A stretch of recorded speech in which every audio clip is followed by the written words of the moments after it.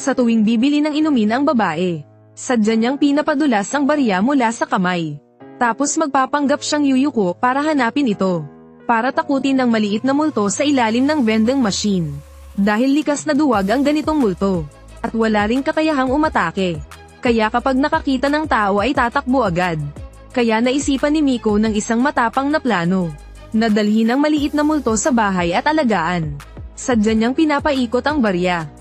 Tapos magpapanggap na hahanapin iyon para sundan ang multo. Pero ang nakasalubong niya ay ang ama nitong malaking multo. Tinitigan ng diretsyo ng multo si Miko. Napatigil si Miko sa takot. Pero nagpanggap pa rin siyang kalmado. At dinampot ang baryang nasa harap ng multo. Kung hindi ay malalaman ng multo na may kakayahan siyang makakita at susundan siya. Habang malapit na niyang damputin ang barya, inilapat ng multo ang malaking palad sa ibabaw ng barya. Sinusubukan nitong malaman kung nakikita siya ni Miko. Habang matindi ang titig nito kay Miko, may tumulong laway na puno ng kasakiman. Nanghina ang daliri ni Miko sa takot at di maabot ang barya. Bumuga ang multo ng mabahong dilaw na hangin. At muntik nang mapasigaw si Miko. Biglang lumitaw ang uwak at kinuha ang barya. Na siyang nagligtas sa buhay ni Miko. Ligtas na siya. Unti-unting lumalakas ang kakayahan ni Miko na makakita ng espiritu. Dumarami at mas malinaw ang mga multong nakikita niya. Kahit sa bahay ay nakikita niya ang malalaking nakakatakot na multo. At ngayon kaya na nitong magsalita ng iba pang salita. Mail late ka. Takot na hinawakan ni Miko ang leleyan ng palda at ng inig. Tapos nagpanggap siyang kalmado at kumain ng agahan. Pero tila sinusubok ng multo ang pasensya ni Miko. Inilabas nito ang dila at dinilaan ang agahan ni Miko. Binanggit ng kapatid na noong nakaraang taon ang puding ni Miko sa ref. Kinain ng ama kaya nag-away silang dalawa.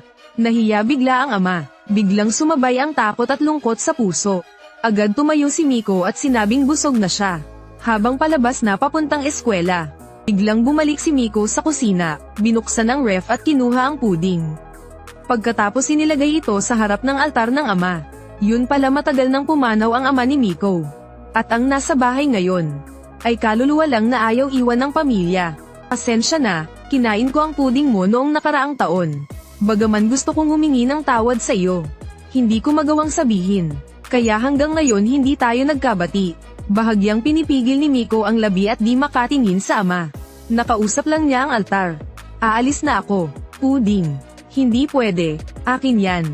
Habang naghihintay sa bus stop ang babae, napansin niyang may multong nakatitig sa kanya. At tinatanong kung nakikita siya. Nakikita mo ba? Mukhang kalmado si Miko sa labas. Pero sa totoo ay nanginginig at hawak ang leleyan ng palda. Kahit hindi niya alam ang nangyayari. Alam niyang ligtas magpanggap na hindi nakikita. Sa patuloy na pagsubok ng multo, agad nagpanggap si Miko na abala sa cellphone. Parang wala siyang nakikita. Nang makita ng multo ang kanyang pagiging kalmado, nawala ang hinala at umalis na lang. Nang makumpirma niyang wala na talaga. Grabe, ano yun? Kitang-kita ko. Pero simula pa lang ito ng bangungot. Nabanggit ko nga na naghahanap ng bahay ang pinsan ko. Buti na lang sinabi ng kaibigan ko kung gusto ng magandang bahay. Na walang bayad sa broker, subukan ng 58. Direkta sa may-ari makipag-usap. Pag-uwi niya, wala ang pamilya. Pag-isa lang siya sa bahay. Habang nagsisipilyo napansin niyang may kakaibang bakas ng kamay sa salamin. Noong una ay hindi ito pinansin ni Miko. Pero nang muli siyang tumingin sa salamin, may nakatayong multo sa likod niya na nakasuot ng Amerikana. Ipinatong nito ang palad sa salamin na parang hinaharang si Miko.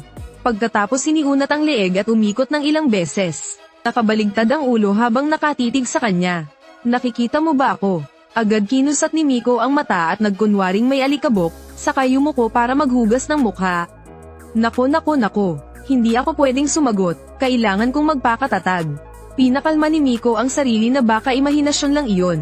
Pero nang muli siyang tumingin ay nakatitig pa rin ito sa kanya. Pagkatapos ng halos 20 minutong pagkakabigti ng tingin, nakawala rin si Miko. Binuksan niya ang kabinet at kumuha ng isang pakete ng magaspang na asin. Inilagay niya ito sa mangkok na parang maliit na bundok sa sulok ng kwarto. Umaasang makakatulong para makatulog siya. Bago matulog naghanap pa siya ng iba pang gamit na pampaalis ng masamang espiritu. Puro rosaryo ang nakita niya. Inalala iyon ni Miko at nagtalukbong ng kumot para matulog. Pero gumalaw mag-isa ang kumot. Alam naman niyang wala silang alagang hayop sa bahay. Pag-angat ng kumot, multo pala iyon. Kahit halos mamatay siya sa takot, nagpanggap pa rin siyang walang nakita. Ang multo na kagagaling lang sa away ay tinawag pa siyang mama. Maria, Maria, walang silbi ang asin.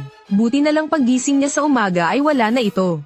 Pero masama ang balita dahil puno ng multo ang eskwelahan. At may multo pang nakatitig sa matalik niyang kaibigan na si Hayakiriko Hana. Kaya agad niyang itinulak palayo ang mesa na may multo. Pero hindi pa rin bumitaw ang multo sa kanila. Pilit itong lumalabas mula sa mesa. Hinayla ni Miko ang kaibigan at tumakbo palabas, upang makalayo at makaiwas sa multo. Pero mali ang tansya ni Miko sa kasidhian nito. Nang lingunin niya si Hana, nakabalot na ang mga kamay at paa ng multo sa kanya. Sa kakaibang kilos ni Miko, akala ni Hana ay masama ang pakiramdam niya. Kaya siya na mismo ang nagdala kay Miko sa klinika. Pero sakto namang wala ang doktor. Kumunat ang noo ni Miko. Kapag patuloy na damakit ang multo kay Hana, tiyak masasaktan siya. Biglang napansin ni Miko ang alkohol na panlinis. Habang abala si Hana sa paglaro ng stethoscope, nagkunwari siyang may maraming mikrobyo sa stethoscope. Pinahawak niya ang kamay ni Hana para linisin at subukang patayin ang multo. Sinamantala ni Miko ang pagkakataon at inisprayan si Hana ng alkohol. Ngunit walang naging epekto. Bagkus tumubo pa ng ulo ang multo. Mukhang nakasama pa ako. Pasensya na Hana. Pagkatapos mag-disinfect, wala nang ibang dahilan si Miko. Kaya naisipan ni Hana na maglaro. Gustong subukan kung naririnig nga ba ang tibok ng puso sa stethoscope. Pinipilit ni Miko na huwag pansinin ang multo sa harap niya. At huwag madama ang mabahong hininga nito. Habang sinusubukan ni Hana ang stethoscope, biglang lumitaw si Guro Kido sa pinto. Pinabalik sila ng guro sa klase. Ngunit dahil sa pagdating ng guro, lumipat ang multo mula kay Hana papunta sa guro. Bagaman nakawala si Hana sa multo, nakaramdam naman si Miko ng pagkatalo. Sa kabutihang palad ligtas silang nakalampas sa krisis. Ngunit hindi inaasahan ni Miko na ang mga multo pala ay marunong din mainggit. Nang araw na iyon habang may lakad sila ni Hana, na-late si Hana dahil sumakay siya sa maling bus. Kaya naghintay si Miko sa milk tea shop. Biglang ngumiti sa kanya ang isang lalaki sa tapat. Lumapit agad ang babaeng multo na nagseselos. May babaeng multo sa tabi ng lalaking iyon. Habang nagsasalita siya ng mga salitang pag-ibig sa telepono, sabay ding nagpapahayag ng pagmamahal ang multo. Mahal kita, mahal kita, mahal kita, mahal kita. Nangilabot ang batok ni Miko sa nakita. Pero inakala ng lalaki na nagpapakilig siya. Agad nitong ikinagalit ng babaeng multo. Natakot si Miko ng husto. Tumingin sa paligid ang babaeng multo. Biglang tinutok ang galit kay Mikong nanunood lang. Aray, anong ginagawa mo? Nakatingin siya sa akin, patay na. Hindi ko ibig sabihin yun. Talagang hindi. Kinabahan si Miko ng todo. Dahan-daang lumapit ang babaeng multo para manggulo. Ano gagawin ko? Ano gagawin ko? Anong ginagawa mo? Bilisan mo, bilisan mo. Bilisan mo na. Huwag mong agawin sa akin. Ang gwapo niya. Si Yuyu, ay para lang sa akin. Huwag mong agawin. Huwag mong agawin. Huwag mong agawin. Huwag mong agawin. Lumabas na ang atakeng malaking ahas. Ang tunay na lalaki, si Oros ang amang Kuma. Napakahusay talaga ni Ginoong Kuma. Napatulala ang babaeng multo sa eksena. Tumingin ulit sa lalaking manloloko sa harap. Tapos balik tingin sa larawan ng maskuladong lalaki sa cellphone. Ang gwapo ng lalaking may balbas at maskulado. Mali pala ang akala, umalis na lang ang babaeng multo. Iniwan si Miko na nanginginig. Buti na lang dumating ang kaibigan niya. Nakahinga lang si Miko at nakatakas. Pero tinawag siya ng lalaking manloloko. Iniisip niyang may gusto si Miko sa kanya. At siya rin ay matagal nang nakatingin kay Miko. Kaya gusto niyang mag-add sa WeChat at magplano ng pagkain sa susunod. Pero hindi pinansin ni Miko. At lumakad papunta sa matalik na kaibigan. Habang nainis ang lalaking manloloko, dumating ang babaeng kadate niya kanina. Nang makita ito ni Miko, naintindihan niya ang lahat. Pareho lang pala ang dalawang ito. At mas grabe pa nga ang babae. Ikaw lang ang nasa puso ko. Paglabas sa milk tea shop, pumunta si Miko at ang kaibigan para bumili ng rosaryong pantaboy ng masama. Ngunit doon ay nakatagpo sila ng isang babaeng nakakakita rin ng multo. Isinuot ng babae ang rosaryo sa kamay. Ngunit sa susunod na sandali, sumabog ito at nagkalat sa sahig. Ngumiti ang may-ari ng tindahan at nagsabi, "Baka luma na ang tali." Ngunit biglang tumindi ang kanyang mukha. Napansin niya ang totoong problema. Nakikita niya ang maitim na usok sa tabi ng babae. Isang multo pala ang sumusunod kay Miko. Maingat na tinanong ng babae si Miko, "Nakakita ka na ba ng kakaibang bagay?" Agad niyang itinanggi para hindi siya lapitan ng multo. Kahit nakita niya, plano niyang balewalain ito. Alam ng babae na ginagawa iyon ni Miko para sa kaligtasan. Ngunit naisip niya ang sariling apo na kasing edad. Kaya inilabas niya ang pinakamakapangyarihang hiyas mula sa kanyang kasikatan. At may kumpiyansang sinabing napakahalaga nito. Pagbukas ng kahon, naglabas ito ng gintong liwanag na parang alamat. At ibinigay ng babae ng walang pag-aalinlangan. Ang pambihirang gamit na kayang puksain ang lahat ng kasamaan. Alam ni Miko na kailangan niya ito ngayon. Kaya sinubukan niyang isuot ang gintong alamat sa kamay. Taglay nito ang lahat ng lakas ko noong kasikatan ko. Hanggang dito na lang ang panloloko mo. Bumalik na si Ninang, ang Katie. Lola Dai J.I. Ubu. Matapos malinaw na malaman ang kanyang kakayahan, nagbalik sa probinsya ang manghuhula para magretiro. Siyempre kwento na lang iyon sa huli. Hindi nakabili ng rosary yung pantaboy ng masama si Miko. Kaya umuwi na lang sila ni Hana. Nawala na ang multong sumusunod kay Miko kanina. Pero may panibagong problema na naman. Sa daan pa uwi, nakakita sila ng iniwang kuting. Pero sa loob ng kahon ay may nakatagong multo. At laging nakabuntot sa pusa. Nag-post si Miko online para maghanap ng mag-aampon sa pusa. Maya-maya dumating ang dalawang gustong umampon. Isa ay mukhang siga, isa naman ay mukhang mabait na binata. Agad pinili ni Hana ang binata para sa pusa. Buti na lang mabait ang itsura niya. Pero agad tinanggihan ni Miko ang binata. Dahil sa paningin ni Miko, may maraming espiritu ng pusa sa kanya. At dahil sa lakas ng mga ito, naakit at nazama pa ang multong sumusunod sa pusa. Umalis na lang ang binata kasama ang multo. Tumingin ang pusa sa siga. At iniabot ni Miko ang pusa sa kanya. "Sige, aalagaan ko ito." Dahil sa kanyang balikat, may dalawang espiritu ng pasang parang anghel. Napatunayan na hindi dapat husgahan ng tao sa itsura. Isang dalagitang may bahagyang bukas na ikatlong mata. Akala niya'y tadhana siya dahil nakikita lang niya ang maliliit na multo. Pero ang totoo'y target siya ng malalakas na multo.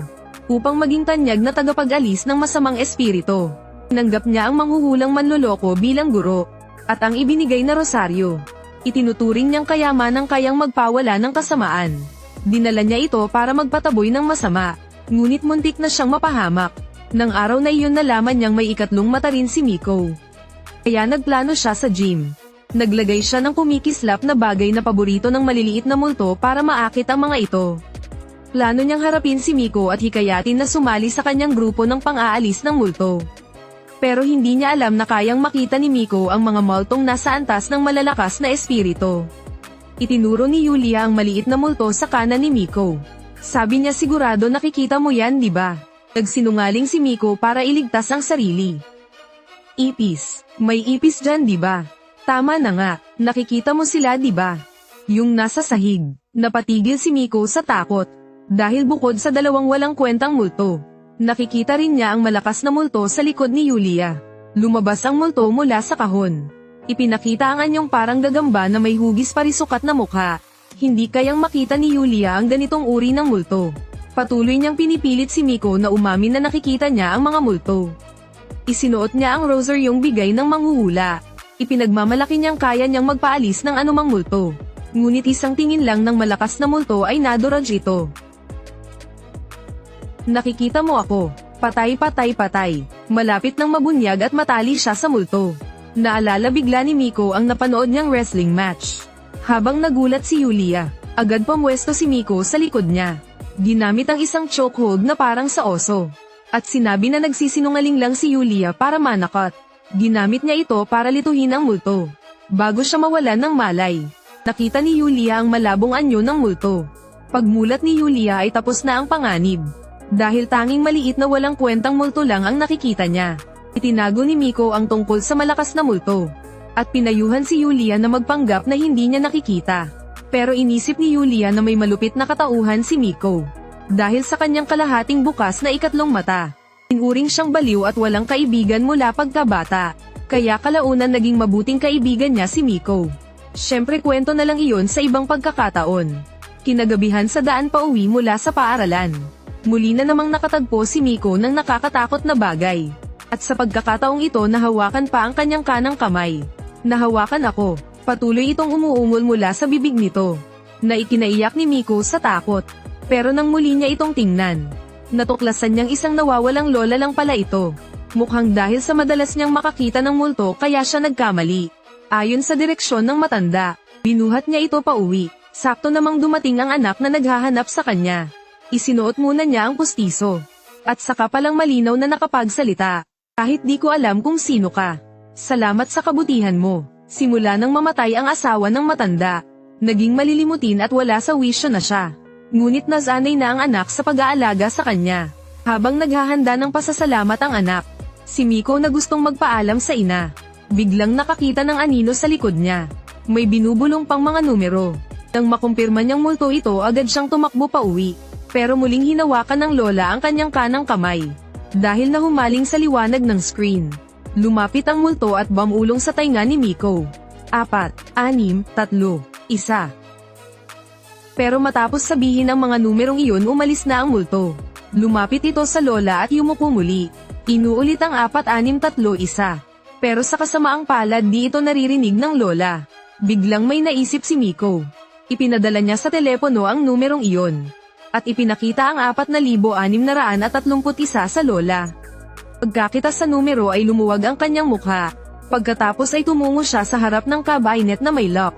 Ito na naman ba? Sabi ko na sayo kahit ilang beses subukan di yan mabubuksan. Pero sa susunod na segundo ay nabuksan ang cabinet na may lock. Sa loob ay may ilang love letter at isang suklay. Ito ay regalo ng asawa ng matanda noong nabubuhay pa siya. Sanay na itinali ng lola ang kanyang buhok. At lumiwanag ang kanyang mga mata. Kumain tayo ng sabaw ng baboy ngayon, Haruko. Inay, sige na, huwag ka nang nakatulala dyan. Pwede ka bang tumulong? Sandali lang po, inay. Lumapit ang multo kanina sa tabi ni Miko. Salamat sayo. Matapos magpasalamat ay umalis na ito. Pagtingin niya sa litrato sa dingding, nalaman ni Miko na ang multo ay ang pumanaw na asawa ng lola. Matapos tanggihan ang imbitasyon para sa sabaw ng baboy. Umuwi na si Miko dala ang pasasalamat na regalo ng lola. Babalik na ako sige. Bawat labas ng dalaga ay sinusundan siya ng malupit na multo. Ngunit dahil sobra ang kanyang yang energy, hindi siya kayang saktan ng multo sa likod niya. Kaya pumupulot na lang ito ng maliliit na espiritu sa kalsada. Itinatapon sa kanya, iniihaw at saka kinakain. Sa susunod na sandali, humandal ang tiyan ni Xiaohua. Pero matapos kumain ng burger para magdagdag ng enerhiya, lalong dumobol ang kanyang yang energy. Napilitang maghintay ng pagkakataon ng multo bago siya salakayin. Samantala, si Miko ay naghintay ng kampante kay Xiaohua. Ngunit sa susunod na segundo ay halos mabitawan niya ang panga. Dahil may nakasunod na nakakatakot na multo kay Xiaohua. Pero si Xiaohua ay walang kaalam-alam dito. Para sa kaligtasan ni Xiaohua, binago ni Miko ang plano mula sa panonood ng sine patungong pagbisita sa templo. Upang gamitin ang kapangyarihan ng templo para alisin ang multo sa likod ni Xiaohua. Pagkatapos galugan ng kampana ay naghagis ng baryang alay. Taos-pusong nanalangin si Miko na mawala ang multong sumusunod kay Xiaohua. Kahit hindi sigurado kung epektibo. Mga Diyos at banal ng lugar na ito, magpakita kayo at magbigay ng basbas. Hindi inasahan ni Miko na magpapadala pala ang Diyos ng bundok ng 2 fox spirit para tulungan siya. Dating tao ang pinagmulan ng mga fox spirit. Ngunit matapos magdasal sa Diyos ng bundok, bilang kapalit ay naging fox spirit at naging alagad ng Diyos ng bundok. Kasabay ng pagbibigkas ng mahiwagang orasayon, pinagdikit ng fox spirit ang mga kamay at hinuli ang kamay ng malupit na multo. Agad na sumigaw sa sakit ang multo. Ngunit hindi doon natapos ang pag-atake. Pinagdikit ng fox spirit ang kamao. At isang puwersang hindi mula sa mundo ay bumigat sa katawan ng multo. Nakadikit ang ulo ng multo sa lupa. Ngunit pilit nitong itinuwid ang katawan. At pati ang fox spirit ay naiangat sa ere. Muling nag-ipon ng lakas ang fox spirit at tinaas ang kamao. Ngunit pinunit ng multo ang katawan nito. At nilulun ito na parang pagkain. Hindi man lang ito nakita ni Xiaohua. Bagkus ay inakala niyang napakaganda ng liwanag. Gusto niyang mag-selfie kasama si Miko at i-upload online. Ngunit sa pag-angat ng cellphone ni Xiaohua, tumambad ang dambuhalang Diyos ng bundok sa likod ng multo. Bago pa man makalingon ang multo, ay natanggal na ang ulo nito ng Diyos ng bundok gamit ang isang kamay. At nang handa ng kainin ng Diyos ng bundok ang multo, eksaktong na video ito ni Xiaohua sa kanyang cellphone. Maganda ang kuha mo, tingnan mo. Parang may misteryosong dating. Akala ni Miko ay ligtas na siya. Ngunit matapos buhayin muli ng Diyos ng bundok ang fox spirit, ibinunyag nito ang kapalit sa pagtulong mag-alis ng multo. 3 beses. 3 beses magpapadala ang Diyos ng bundok ng fox spirit upang tumulong kay Miko. Ngunit pagkatapos noon ay magiging Miko siya ng Diyos ng bundok. Ngunit iyon ay para sa hinaharap pa. Ngayon ay litong-lito pa rin si Miko. Inapan ni Xiaohua ang mukha nila ng sticker. At in-upload sa social media. Na agad namang nagustuhan ng maraming netizen. At para patunayan na may pambihirang kapangyarihan si Miko, ginamit ito ng tsunabayon na si Yulia. At labis na pinuri ang galing ni Xiaohua sa pagkuha ng litrato. Dinala niya ang dalawa sa lagusan na madalas may kababalaghan. At pinilit ang kaibigan na aminin na may mata siyang nakakakita ng espiritu. Ngunit sa pagkakataong ito ay siya ang napahamak. Isang malakas na multo na higit sa inaasahan. Biglang lumitaw sa lagusan. At agad ibinuka ang bibig para sumugod sa kanila.